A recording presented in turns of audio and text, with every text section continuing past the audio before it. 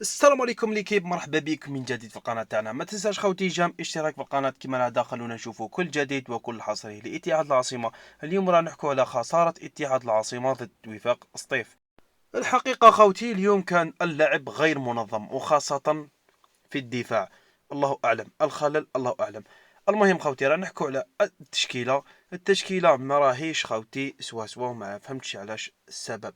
انا بالنسبه لي احسن تشكيله لاتحاد العاصمه هذا الموسم اللي لعبت ضد اتحاد خنشله. احسن تشكيله لاتحاد العاصمه هذه هي خوتي، وما عندي حتى استفسار نزيدو. ما رانيش فاهم خوتي التسيير اللي راه يدور في اتحاد العاصمه، مازال ما فهمتوش قسما بالله. واش رايكم خوتي في خساره اتحاد العاصمه اليوم؟ خلينا الراي تاعو في التعليقات. وهذه هي خوتي النتيجه كما تستقدمش لاعبين كبار خاصه في الهجوم.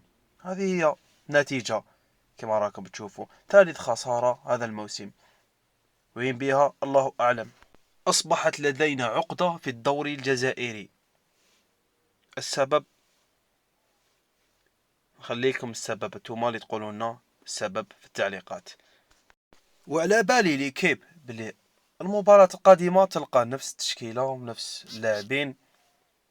كيف راسي حبس خاوتي، ما قدرتش نهضر قسما بالله.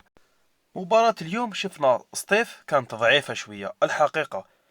على الأقل نستلو التعادل. لا ما فهمتش، لاعبين باردين بزاف.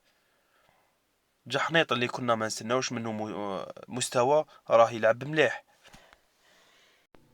ما قدرتش نحكي اكثر من هكذا خوتي. المهم نقولكم السلام عليكم، نتلاقاو في فيديو جديد ان شاء الله.